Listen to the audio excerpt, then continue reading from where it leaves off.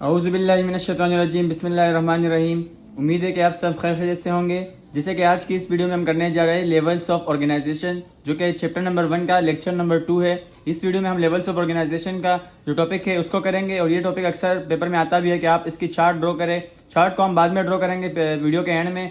फिलहाल अभी इसको समझते हैं, इस चार्ट के अंदर जो होगा उसको समझते हैं। सबसे पहले इसमें आता है सब एटॉमिक पार्टिकल्स, जो कि आगे पीछे हो गए कि एटम को पहले लिख दिया और सब एटॉमिक पार्टिकल्स को नीचे। सबसे पहले इसमें आता है सब एटॉमिक पार्टिकल्स। तो सब एटॉमिक पार्टिकल्स कौन से पार्टिकल्स होते हैं? सब एटॉमिक पार्टिकल्स के नाम से ही आपने थोड़ा आपके जहन में आ गया होगा, जैसे कि एटम होता है। आपने पिछले क्लास में भी पढ़ा होगा कि एटम जो है वो सबसे ज़्यादा स्मॉलेस्ट इंडिविजुअल पार्टिकल है, और इसके अंदर सेंटर में न्यूक्लियस होता है, और जबकि सेंटर के अंदर ही प्रोटॉन और बाहर एक इलेक्ट्रॉन भी होता है। तो ये सब एटॉमिक पार्टिकल्स होते हैं, यानी इलेक्ट्रॉन, प्रोटॉन और न्यूट्रॉन मिलकर एक एटम बनाते हैं, तो उनको कहा जाता है सब एटॉमिक पार्टिकल्स। इसकी डेफिनेशन है कि the particles makes up an atom, यानी वो तमाम जर्रे, वो तमाम पार्टिकल जो कि एक एटम को बनाते हैं, उसे कहते हैं सब एटॉमिक पार्टिकल्स। इसकी एग्जांपल है इलेक्ट्रॉन, प्रोटॉन एंड न्यूट्रॉन। सब एटॉमिक पार्टिकल जब मिलते हैं तो एक एटम बनता है। तो इसके बाद ये डेफिनेशन है एटम की कि atom is the smallest part of an element that retain the property of an element. Atom जो है वो एक एलिमेंट, यानी एलिमेंट एटम का बड़ा हिस्सा होता है। तो अगर एलिमेंट का अगर छोटा सा हिस्सा ले तो एटम कहलाता है, और वो छोटा सा हिस्सा कहलाता है एटम। और जो एटम वो चीज़ होती है जो एलिमेंट की जो प्रॉपर्टीज़ होती है, यानी उसकी खसूसियात होती है, वो उसको मेंटेन करता है, उसको रिटेन रखता है। उसके बाद जब बहुत सारे एटम मिलते हैं तो वो बनाते हैं मॉलिक्यूल को। जब बहुत सारे, यहाँ पे डेफिनेशन भी लिखी हुई है कि the combination of atom is called molecule, यानी जब बहुत सारे एटम आपस में मिलते हैं तो एक मॉलिक्यूल को बनाते हैं। और बहुत सारे मॉलिक्यूल जब मिलते हैं तो एक ऑर्गेनल को बनाते हैं, यानी ये ऑर्गेनल ये आगे पीछे लिखे हैं, बाद में मैं आपके सामने एक चार्ट ड्रॉ करूँगा, उस चार्ट के जरिए आप पहचान लेंगे उनको। तो उसके बाद जब मॉलिक्यूल मिलते हैं तो वो एक ऑर्गेनल बनाते हैं। जैसे कि इसकी डेफिनेशन है structure present within a cell that performs some specific functions, यानी ऑर्गेनल उससे ज़रात को कहते हैं। ऐसे चीज़ों को कहा जाता है जो सेल के अंदर पाए जाते हैं और उनका कोई ख़ास काम होता है, यानी कोई मेटाबॉलिक रिएक्शंस करवाते हैं, कोई उसके अंदर राइबोसोम्स की फंक्शंस करवाते हैं, और कुछ एटीपीज फॉर्मेशन वगैरह के काम करते हैं, उसे ऑर्गेनल कहते हैं। जैसे कि इसकी एग्जांपल है माइटोकॉन्ड्रिया, राइबोसोम्स एक्सेट्रा। उसके बाद आ जाता है जैसे माइटोकॉन्ड्रिया है, ये एटीपी की फॉर्मेशन करता है, सेंटर ऑफ एरोबिक रेस्पिरेशन है, और राइबोसोम से वो प्रोटीन की सिंथेसिस करता है। जब ऑर्गेनल मिलते हैं तो वो सेल बनाते हैं, और सेल की डेफिनेशन क्या है? सेल जो है बेसिक स्ट्रक्चर और फंक्शनल यूनिट है लाइफ का। उसके बाद जब सेल मिलते हैं तो बहुत सारे सेल जब आपस में मिलते हैं तो वो एक टिश्यू को परफॉर्म करते हैं, और इसकी डेफिनेशन है a group of cell with similar structure and function is called tissue, यानी जब बहुत सारे सेल मिलते हैं और एक स्ट्रक्चर बनाते हैं और उनका कोई ख़ास फंक्शन होता है तो उसको हम कहते हैं टिश्यू। अब जब टिश्यू मिलते हैं तो टिश्यू के बाद बनता है एक ऑर्गन को सरंजाम देते हैं, जैसे कि इसकी डेफिनेशन है when many tissues combine together they form organ, यानी जब बहुत ज़्यादा टिश्यू मिलते हैं तो एक ऑर्गन को सरंजाम देते हैं। इसकी एग्जांपल है हार्ट, किडनीज, यानी हार्ट और किडनी भी बहुत ज़्यादा टिश्यू से मिलकर एक हार्ट बना है, और बहुत ज़्यादा टिश्यू से मिलकर किडनी बना है। इसके अलावा हमारे जिस्म में है लीवर है, इसके अलावा जो हमारे हाथ पाँव है, सब के सब तकरीबन हमारे ऑर्गन ही है। उसके बाद आ जाता है system.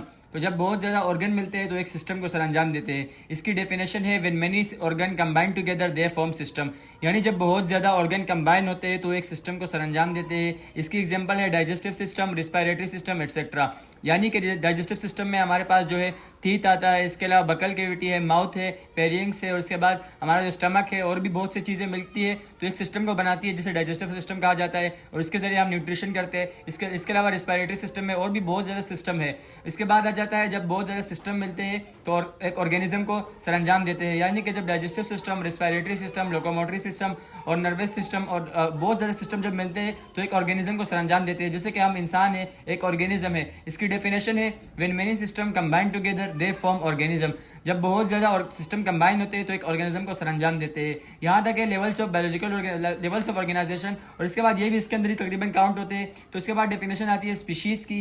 So species are interbreedable organism which are able to produce fertile offspring. Species वो तमाम ऑर्गेनिज्म को कहा जाता है जो अपनी नस्ल को बरकरार रख सकते हैं। जैसे कि हम इंसान हैं, हम अपनी नस्ल को बरकरार रखते हैं तो हम स्पीशीज़ में काउंट होते हैं। इसके अलावा बहुत सारे ऑर्गेनिज्म ऐसे भी है जो अपनी स्पीशीज़ को बरकरार नहीं रख सकते, तो उसे स्पीशीज़ में काउंट नहीं किया जाता। उसके बाद आ जाता है पॉपुलेशन। उसकी डेफिनेशन है when same species are inhabiting in an area they form population, यानी पॉपुलेशन का मतलब है कि जब बहुत ज़्यादा स्पीशीज़ एक ही एरिया में रहते हो तो उसे पॉपुलेशन कहते हैं। जैसे कि हम इंसान हैं, हम एक ही जगह पर रहते हैं, एक साथ रहते हैं, बहुत ज़्यादा स्पीशीज़ है लेकिन एक जगह पर रहते हैं, तो हम पॉपुलेशन को क्रिएट करते हैं। इसके बाद नंबर 12 पे आता है कम्युनिटी। कम्युनिटी में क्या है कि व्हेन डिफरेंट स्पीशीज, जैसे कि पॉपुलेशन में सेम है, कम्युनिटी में डिफरेंट है। जब डिफरेंट स्पीशीज एक जगह पे रहते हैं तो कम्युनिटी को क्रिएट करते हैं। जैसे कि एक जगह पर इंसान रह रहे हैं, इसके अलावा बहुत ज़्यादा जानवर भी रह रहे हैं, तो ये सब मिलकर एक कम्युनिटी को तश्कील देते हैं। उसके बाद आ जाता है इकोसिस्टम। इसकी डेफिनेशन है, a community together with its non living environment is called ecosystem. Community उसको कहा जाता है, यानी इकोसिस्टम उसको कहा जाता है जब कम्युनिटी के साथ नॉन लिविंग एनवायरनमेंट हो। कम्युनिटी से मुराद ये है कि जब इंसान और बहुत ज़्यादा जानदार एक जगह पे रहते हो, इसके साथ साथ एक नॉन लिविंग एनवायरनमेंट भी हो, जैसे कि फिज़ा, हमारी हवा है, फिज़ा है, इसके बाद पानी है, और भी बहुत सी चीज़ें। जब ये सब चीज़ें जब मिलती है तो एक सिस्टम को सर अंजाम देती है, और वो सिस्टम कहलाता है इकोसिस्टम। और उसके बाद लास्ट वन आ जाता है बायोस्फीयर। उसका डेफिनेशन है, a part of earth where life exist is called biosphere. यानी दुनिया का वो जगह जहाँ पे लाइफ एग्जिस्ट करती हो, यानी जहाँ पे खुश्की हो, जहाँ पे लाइफ एग्जिस्ट करती हो, उसको हम कहते हैं बायोस्फीयर। ये था लेवल्स ऑफ ऑर्गेनाइजेशन। इसके बाद जो चार्ट मैंने आपसे शुरू में कहा था, अब चलिए चार्ट को समझते हैं। ये चार्ट ऑफ लेवल ऑर्गेनाइजेशन, जिसमें सबसे पहले नंबर पे आता है सब एटॉमिक पार्टिकल, जैसे कि इलेक्ट्रॉन, प्रोटॉन और न्यूट्रॉन थे। ये सब मिलते हैं तो एक एटम को बनाते हैं, और जब बहुत ज्यादा एटम मिलते हैं तो एक मॉलिक्यूल को सर अंजाम देते हैं, और जब मॉलिक्यूल मिलते हैं तो ऑर्गेनल, यानी कि माइटोकॉन्ड्रिया हो गया, इसके अलावा राइबोसोम्स हो गया, और भी बहुत से ऑर्गेनल को सरंजाम देते हैं। और ये तमाम ऑर्गेनल जब मिलते हैं तो एक सेल को बनाते हैं, जैसे कि cell basic unit of life है। और जब सेल मिलते हैं, बहुत ज़्यादा सेल, तो एक टिश्यू बनाते हैं, यानी कि बहुत से टिश्यू भी होते हैं, जैसे कि मेरिस्टेमेटिक टिश्यू हो गया, नर्वस टिश्यू हो गया, और भी बहुत सारे टिश्यू बनाते हैं। और जब ये सारे टिश्यू मिलते हैं तो एक ऑर्गन को बनाते हैं, जैसे कि ब्रेन है, हार्ट है, किडनी है, लीवर है। और जब ये ऑर्गन एक साथ मिलते हैं तो एक सिस्टम को बनाते हैं, जैसे कि डाइजेस्टिव सिस्टम हो गया, रिस्पायरेटरी सिस्टम हो गया, और भी बहुत ज़्यादा सिस्टम है। इसके बाद जब बहुत ज़्यादा सिस्टम एक साथ मिलते हैं तो एक ऑर्गेनिज्म को बनाते हैं, यानी कि बहुत सारे सिस्टम, ये सारे जो सिस्टम है, और डाइजेस्टिव हो गया, रिस्पायरेटरी हो गया, और इसके अलावा बहुत ज़्यादा सिस्टम, ये सारे सिस्टम जब मिलते हैं तो एक ऑर्गेनिज्म को बनाते हैं, यानी कि मिसाल के तौर पर एक मैन। उसके बाद आ जाता है स्पीशीज़ को। तो स्पीशीज़ वो सारी ऑर्गेनिज्म कहलाती है, वो तमाम ऑर्गेनिज्म जो अपनी नस्ल को बरकरार रख सके उसे कहते हैं स्पीशीज़। स्पीशीज़ में दो किस्म की आती है, एक होती है पॉपुलेशन और एक होती है कम्युनिटी। जब सेम स्पीशीज़ हो तो पॉपुलेशन बनाते हैं, और जब डिफरेंट स्पीशीज़ की बात करें तो वो कम्युनिटी बनाती है। और जब कम्युनिटी जब नॉन लिविंग एनवायरनमेंट के साथ रहती है तो एक इकोसिस्टम बनाती है। और इकोसिस्टम के बाद आ जाता है बायोस्फीयर। बायोस्फीयर से मुराद वो जगह पे लाइफ एग्जिस्ट करती हो, दुनिया के वो मकाम जहाँ पे लाइफ एग्जिस्ट करती हो, उसे बायोस्फीयर कहते हैं। ये था सेकंड लेक्चर। इसमें हमने आपको लेवल्स ऑफ ऑर्गेनाइजेशन समझाया। उसके बाद जो नेक्स्ट वीडियो होगी उसमें इंशाल्लाह जो बाकी टॉपिक रहते हैं इस चैप्टर के, उसको भी एक्सप्लेन किया जाएगा। आज के लिए बस इतना ही। अगर आपने हमारे चैनल को सब्सक्राइब नहीं किया तो चैनल को सब्सक्राइब करें, और हमारे इस वीडियो को लाइक करें। थैंक यू, अल्लाह हाफिज़।